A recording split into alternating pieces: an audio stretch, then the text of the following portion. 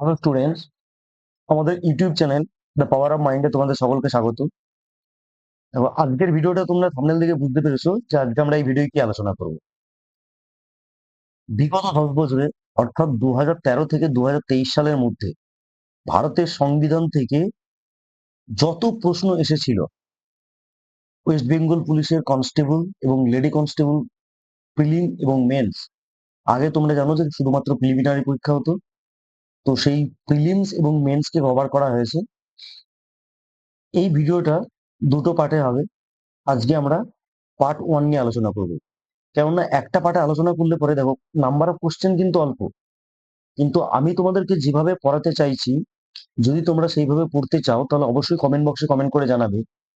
আমি number of question অনেকটাই কম রাখছি এবং বেশি করে তোমাদেরকে ইনফরমেশন দেওয়ার চেষ্টা করব। এবং একটা কথা আমি এখানে লিখে রেখেছি, দেখো যে চ্যাপ্টার গুলো বাদ দিলে তোমাদেরকে পিছিয়ে পড়তে হবে। এই ভিডিও শেষে গিয়ে আমি কোন কোন চ্যাপ্টার গুলো বেশি করে তোমাদেরকে পড়তে হবে সেটা কিন্তু আমি তোমাদেরকে বলে দেবো। তো অবশ্যই তোমরা ভিডিওটিকে শেষ পর্যন্ত দেখবে। ঠিক আছে, চলো কথা না বাড়িয়ে দেখে নিই যে আজকে কি কি প্রশ্ন নিয়ে আমরা আলোচনা করছি।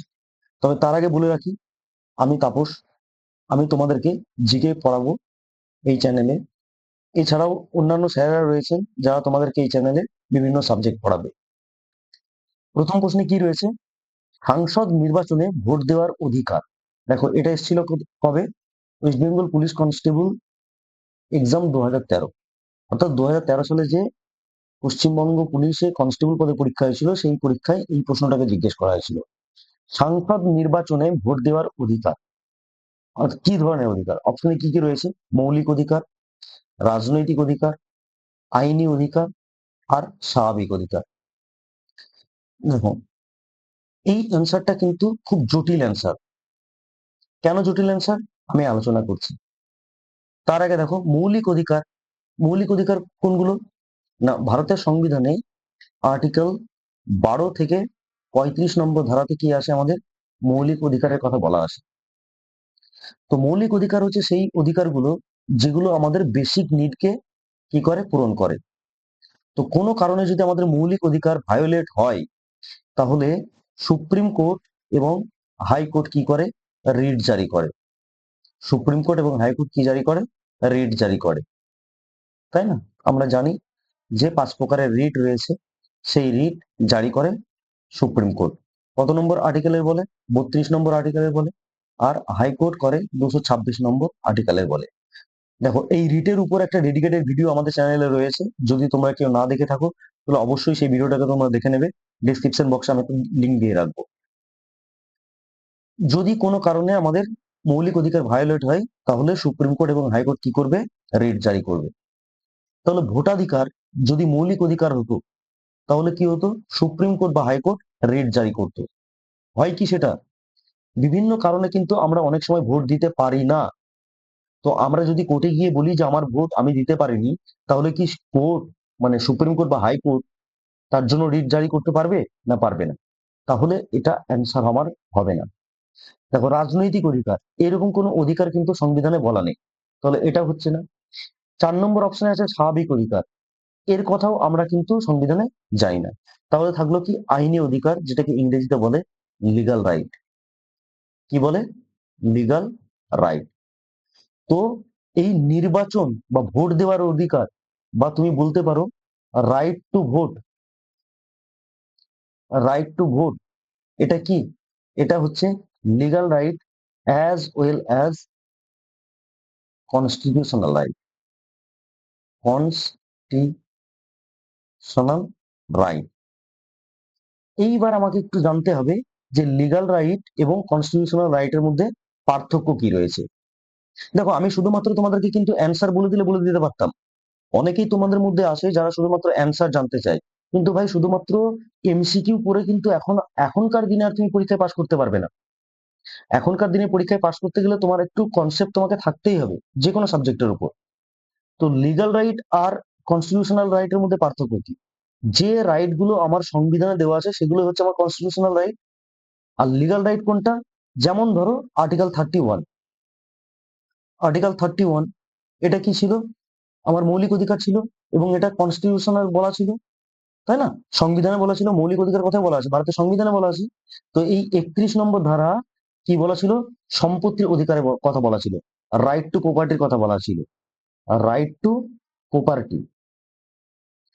কিন্তু বর্তমান দিনে কিন্তু এই 31 নম্বর আর্টিকেলকে কি করা হয়েছে? রিপিল করে দেওয়া হয়েছে, অর্থাৎ বাদ দেওয়া হয়েছে। কেননা এই সম্পত্তির অধিকার কিন্তু আমাদের আর কনস্টিটিউশনাল রাইট বা ফান্ডামেন্টাল রাইট নেই, এটা এখন কি হয়ে গেছে? লিগাল রাইট হয়ে গেছে। কি হয়ে গেছে? Legal right. তো লিগাল রাইটে কোথায় রয়েছে? 300 ধারাতে। 300 ধারাতে এখন সম্পত্তির অধিকার আছে। তাহলে বুঝতে পারছো যে কোনটা কনস্টিটিউশনাল রাইট আর কোনটা লিগাল রাইট। আর এটা হলো কবে? এটা হয়েছে 1978 সালে 44তম অ্যামেন্ডমেন্টের মাধ্যমে। দেখো, যে পয়েন্ট গুলোকে আমি বলে দিচ্ছি সেই পয়েন্ট গুলোকে তোমরা যদি না জানো অবশ্যই নোট ডাউন করে নেবে, দরকার হলে ভিডিওটাকে পজ করবে, করে তোমরা খাতার মধ্যে লিখে রাখবে। 1978 সালে 44তম সংবিধান সংশোধনীর মাধ্যমে কি করা হয়েছে? সম্পত্তির অধিকারকে মৌলিক অধিকারের তালিকা থেকে বাদ দিয়ে সাধারণ আইনগত অধিকারে ইনপুট করা হয়েছে, সেটা বলা আছে 300 ধারাতে। ক্লিয়ার? চলো তারপরের প্রশ্নটা দেখে নিই। রাজ্যসভার সদস্যগণকে নির্বাচিত করেন। রাজ্যসভার সদস্যগণকে কে নির্বাচিত করেন? এটাও কিন্তু এসেছিল 2013 সালে। জনগণ, লোকসভা, বিধানসভার নির্বাচিত সদস্যগণ আর বিধান পরিষদের নির্বাচিত সদস্যগণ। দেখো, তার আগে আমাকে জানতে হবে রাজ্যসভা। এই রাজ্যসভাটা কি? এই রাজ্যসভাটাকে আমরা বলি আপার হাউস। আপার হাউস বলি, বা বাংলায় বলি কি? উচ্চকক্ষ, তাই না? তো ওই উচ্চকক্ষের যারা সদস্য হন তাদেরকে কি কি যোগ্যতা লাগে? প্রথমত হচ্ছে ভারতীয় নাগরিক হতেই হবে। তারপরে মিনিমাম বয়স কত হতে হবে?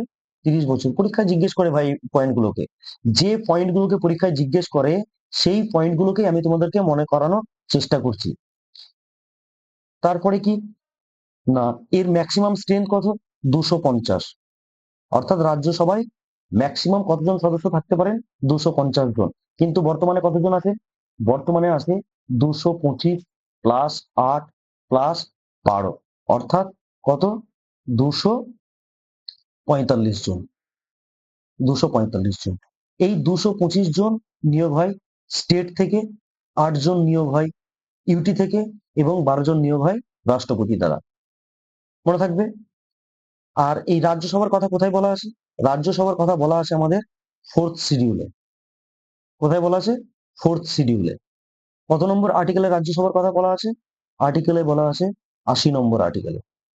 ক্লিয়ার? এতগুলো পয়েন্ট তোমাদেরকে বলে দিলাম। রাজ্যসভা কোথায় আছে? 4th শিডিউলে আছে।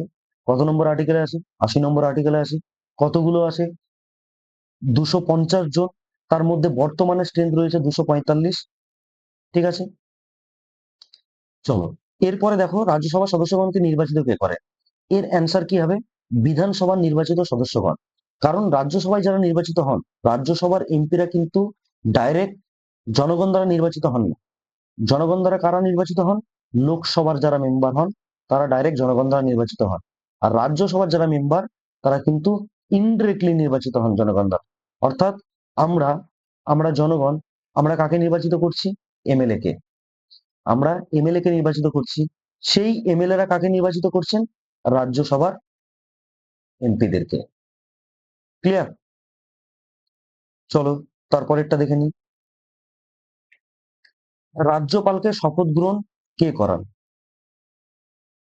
রাজ্যপালকে শপথ গ্রহণ কে করেন? আচ্ছা, আরেকটা পয়েন্ট আমার মনে পড়ে গেল, সেটাও বলে দিই তোমাদেরকে।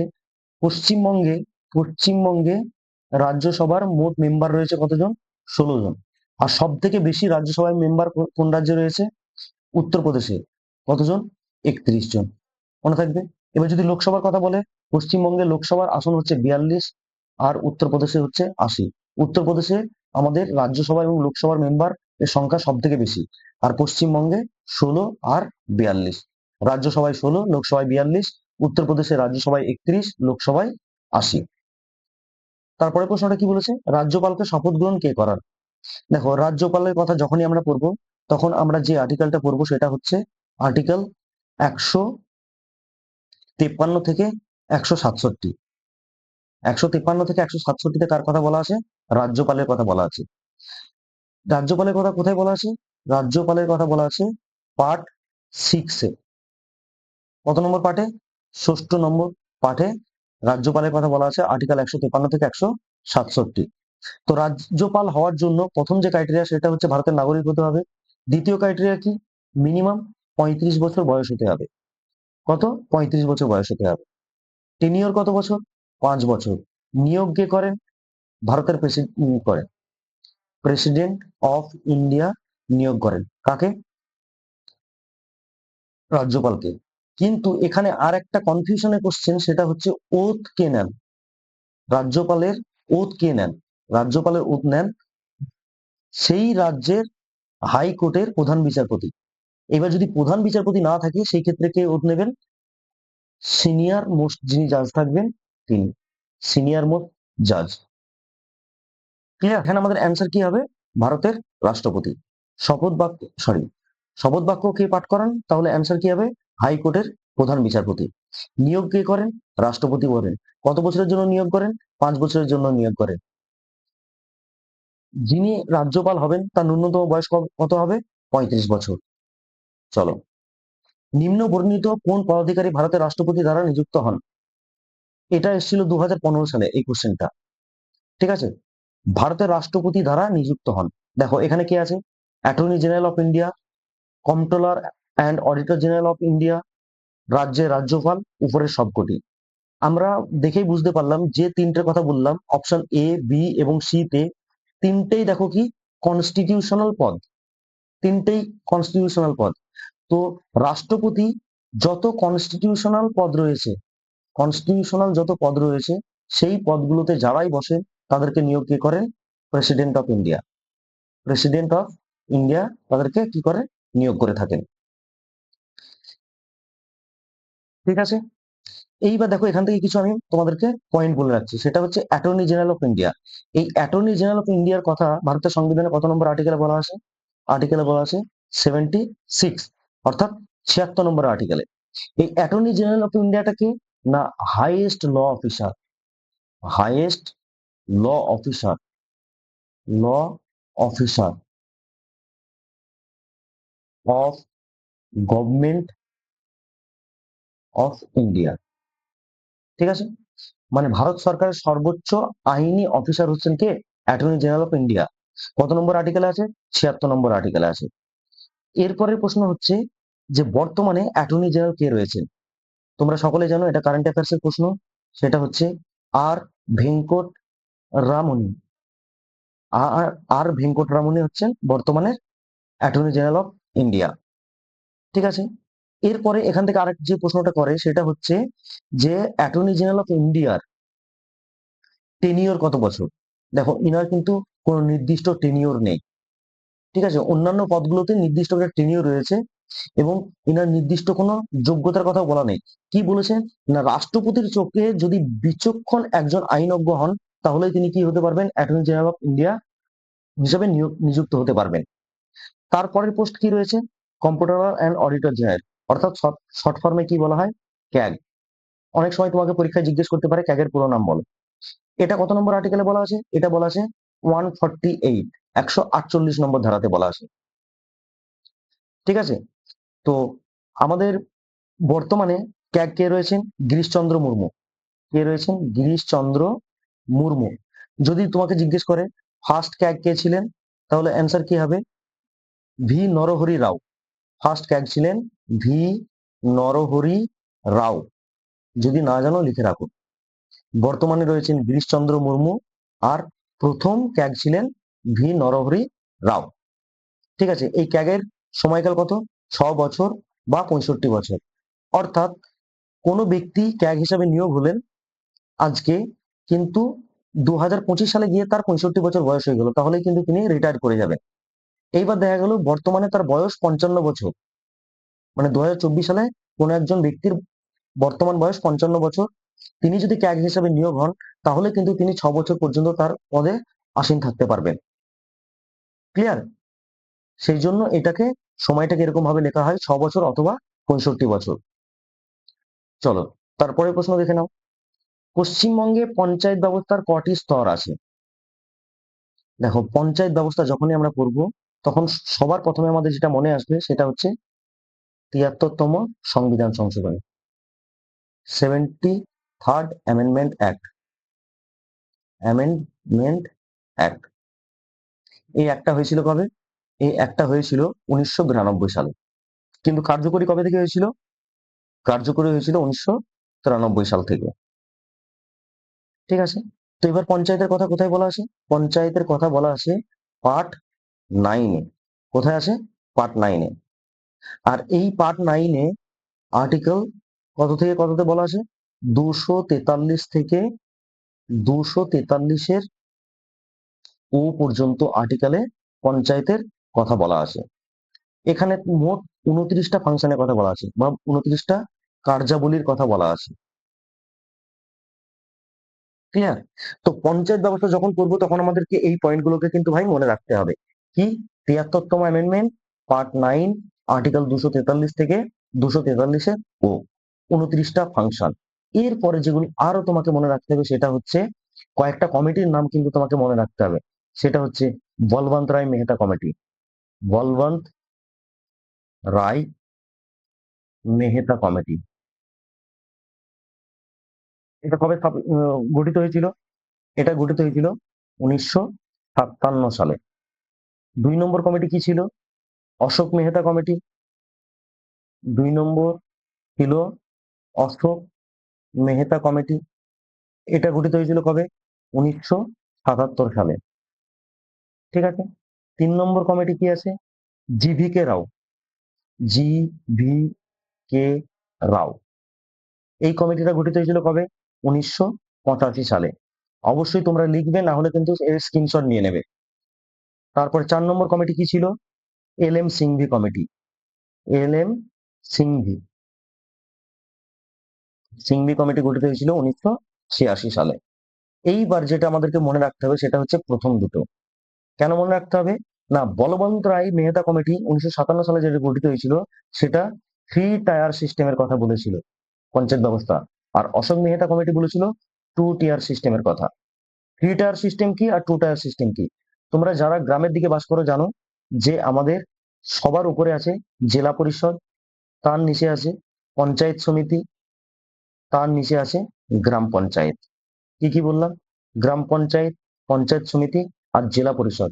এই যে 3 টায়ার সিস্টেম, এইটা কে বলেছিল? বলবন্ত রায় মেহতা কমিটি। আর অশোক মেহতা কমিটি এই মাঝের যে পজিশনটা আছে এইটাকে বাদ দিয়ে বলেছিল যে শুধুমাত্র গ্রাম পঞ্চায়েত থাকবে আর জেলা পরিষদ থাকবে। ঠিক আছে, এই পয়েন্টগুলোকে মনে রাখতে হবে তোমাকে। এছাড়াও যেটা মনে রাখতে হবে সেটা হচ্ছে প্রথম যে পঞ্চায়েত নির্বাচন হয়েছিল সেটা কোথায় হয়েছিল? রাজস্থানের নাগর জেলাতে। রাজস্থানের নাগর জেলাতে। কবে হয়েছিল এখানে গঠিত?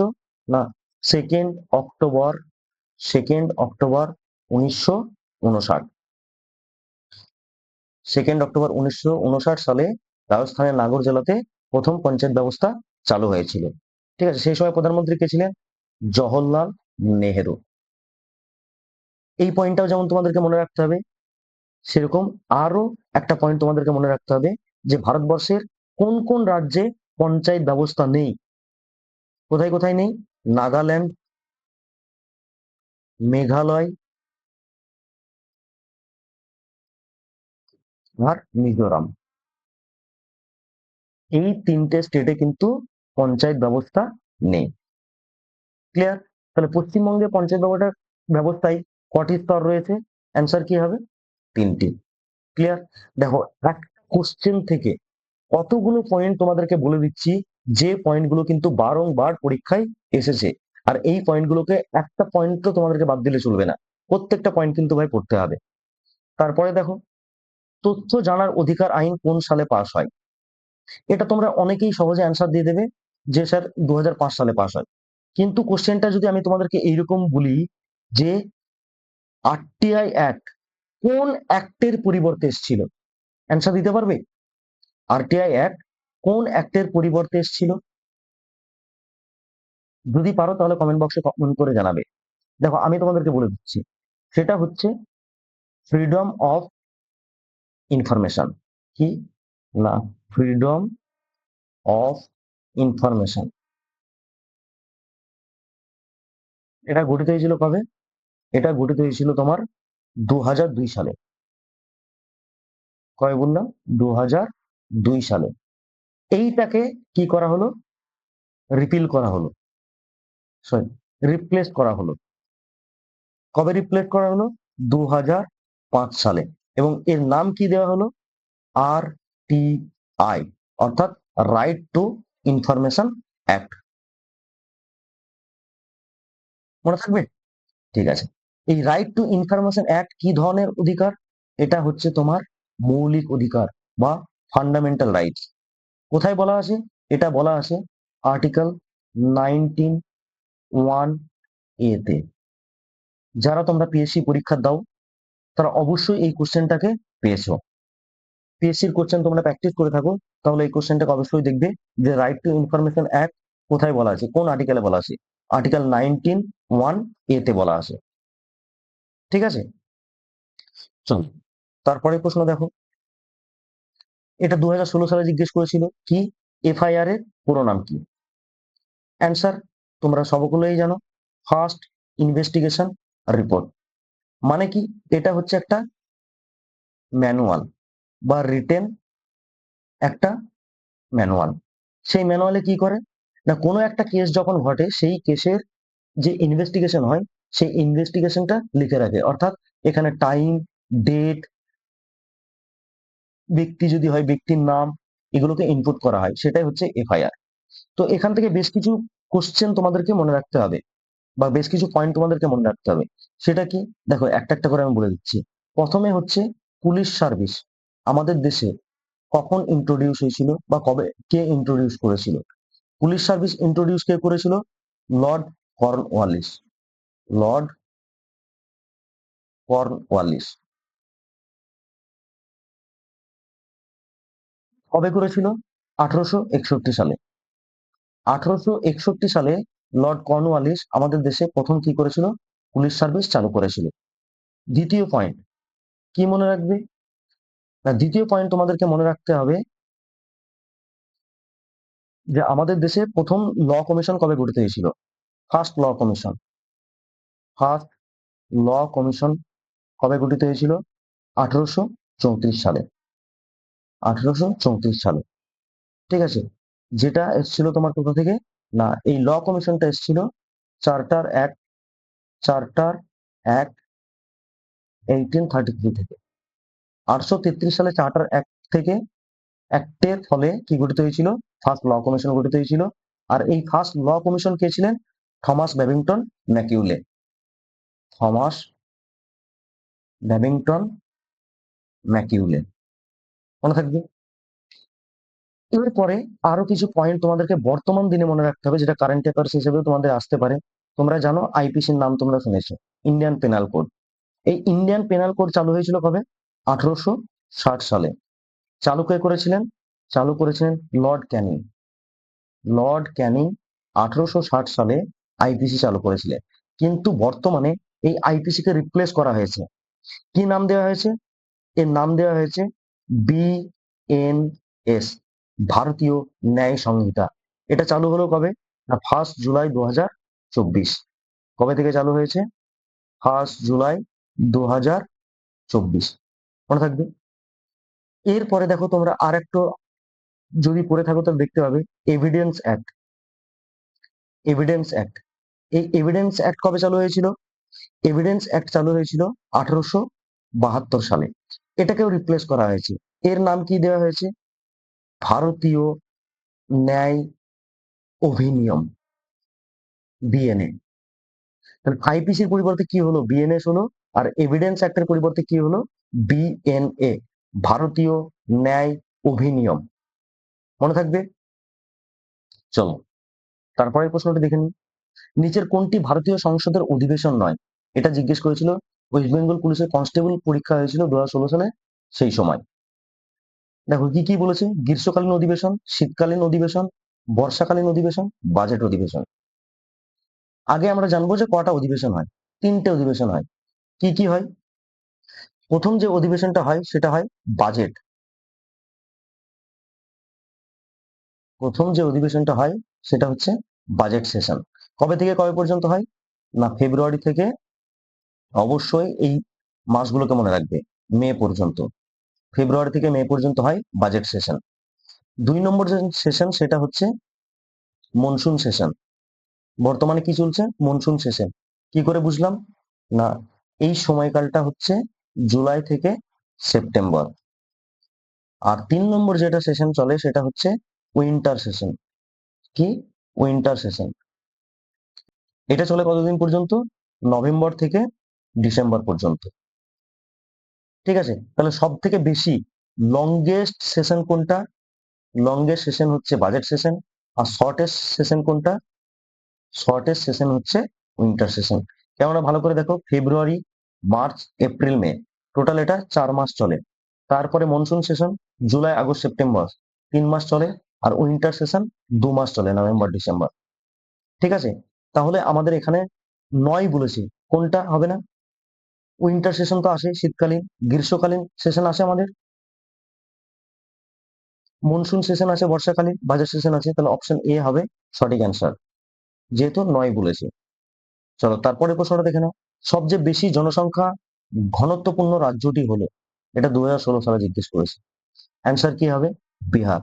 বিহারের জনঘনত্ব কত? বিহারের জনঘনত্ব হচ্ছে 1102। দেখো এখানেও কিছু পয়েন্ট তোমাদেরকে মনে রাখতে হবে। কি কি পয়েন্ট মনে রাখবে? 1872 সাল। কে? Lord Mayo. কে ছিল? Lord Mayo. কি করেছিল? না, এই সময় প্রথম জনগণনা হয়েছিল। তারপরে 1881 সাল, লর্ড রিপন। কে? লর্ড রিপন। এই সময় একদম নিয়ম মাফিক ভালো করে কি হয়েছিল? জনগণনা হয়েছিল। 3 নম্বর, স্বাধীন ভারতে প্রথম জনগণনা হয়েছিল কবে? 1951 সালে। লাস্ট যে জনগণনা হয়েছে সেটা হচ্ছে 2011 সালে। মনে থাকবে, এই 2011 সালে যে জনগণনা হয়েছিল তার মোটো ছিল কি? Hour census, hour census, our future. তারপরে 2021 সালে হওয়ার কথা ছিল, কিন্তু করোনার জন্য এই জনগণনা হয়নি। তার মানে জনগণনা কতদিন অন্তর অন্তর হয়? 10 বছর অন্তর অন্তর জনগণনা হয়। মনে থাকবে।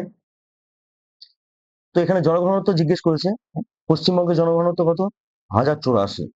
পশ্চিমবঙ্গের জনঘনত্ব হচ্ছে 1084, সরি 1028, 1084 নয়, 1028।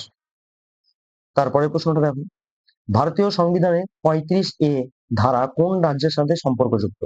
কর্ণাটক, জম্মু কাশ্মীর, আসাম, পশ্চিমবঙ্গ।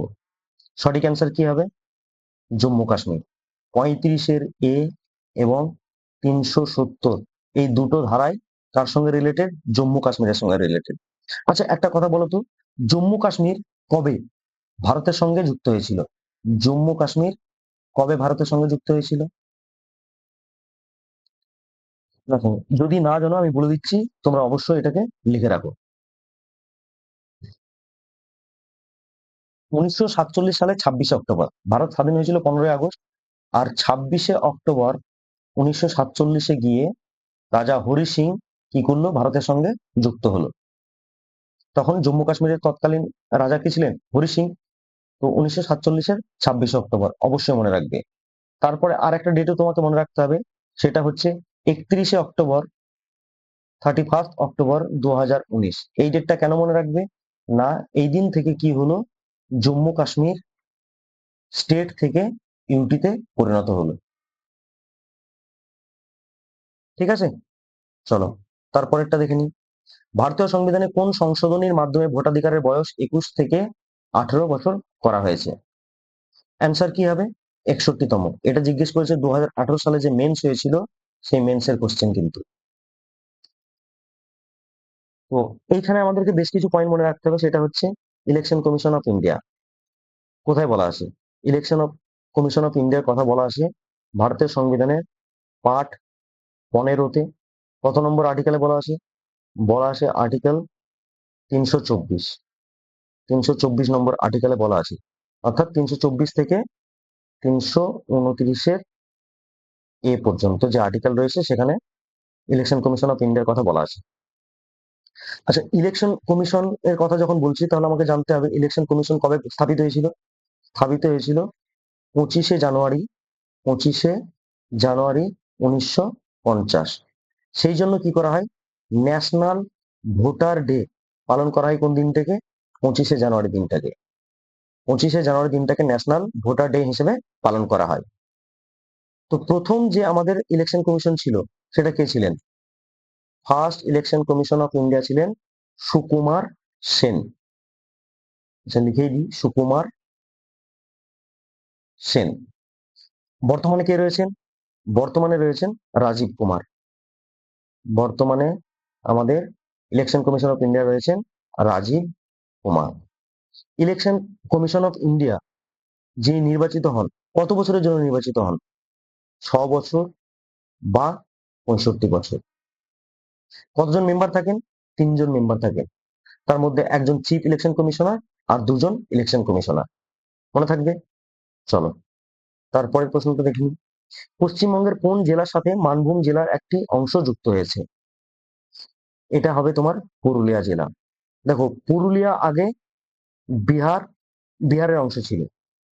1956 সালে গিয়ে এই মানভূম জেলা কার সঙ্গে যুক্ত হলো, পশ্চিমবঙ্গের সঙ্গে যুক্ত হলো। এটা বেশ কয়েকবার পিএসসি জিজ্ঞেস করেছে। তো যদি আমি টোটালটা কমপ্লিট করতে চাই 2023 পর্যন্ত, আজকে আমরা 2018 পর্যন্ত করে রাখলাম, 2013 থেকে 18, এরপরে বাকিটা আমরা নেক্সট ক্লাসে আলোচনা করব। তবে তোমাদেরকে বলেছিলাম আমি যে কোন কোন জায়গাগুলোকে পড়তে হবে। দেখো, এখানে যে জায়গাগুলোকে অবশ্যই আমাকে পড়তে হবে সেটা হচ্ছে fundamental rights, fundamental duties, directive principal of state policy, constitutional, constitutional যে পদগুলো রয়েছে সেগুলো, মানে প্রধানমন্ত্রী, president, vice president, governor, CAG, election commission, তারপরে তোমার হচ্ছে চিফ মিনিস্টার। এই যে কনস্টিটিউশনাল পদগুলো রয়েছে এই পদগুলোকে সমস্ত করতে হবে। এবং কনস্টিটিউশনাল বডি যেগুলো রয়েছে, কনস্টিটিউশনাল বডি বলতে পিএসসি, ঠিক আছে না, এই ধরনের যে বডিগুলো রয়েছে সেই বডিগুলোকেও তোমাকে পড়তে হবে। এছাড়া আমাদেরকে পড়তে হবে অ্যামেন্ডমেন্ট, অ্যামেন্ডমেন্টও আমাদেরকে পড়তে হবে। আমাদেরকে পড়তে হবে পার্লামেন্ট, আমাদেরকে পড়তে হবে বড়, মানে কোন জায়গা থেকে কোন কনসেপ্ট গুলোকে ধার নেওয়া হয়েছে। তো মোটামুটি যদি আমরা ভালো ফল করতে চাই যে কোনো পরীক্ষায়, তো তোমরা দেখবে যে বেশিরভাগ কোশ্চেনটা কিন্তু এই জায়গা থেকেই করা হয়। Fundamental rights, fundamental duties, directive principal of state policy, constitutional body, constitutional যে পদগুলো রয়েছে সেখান থেকে, অ্যামেন্ডমেন্ট থেকে, পার্লামেন্ট থেকে, আর ফ্রেমিং থেকে। তো আজকের ভিডিওটি এই পর্যন্তই। যদি ভিডিওটি ভালো লাগে অবশ্যই লাইক করবে এবং কমেন্ট করে জানাবে যে কেমন লাগলো তোমাদের। আর যদি তোমরা মনে করো যে না আমাদের এত ডিটেলসে যাওয়ার দরকার নেই, শুধুমাত্র কোশ্চেনের অ্যান্সার করে দিলেই হবে, সেটাও তোমরা কমেন্ট বক্সে কমেন্ট করে জানাবে। তাহলে সেভাবেই তোমাদেরকে পড়ানো হবে। Thank you.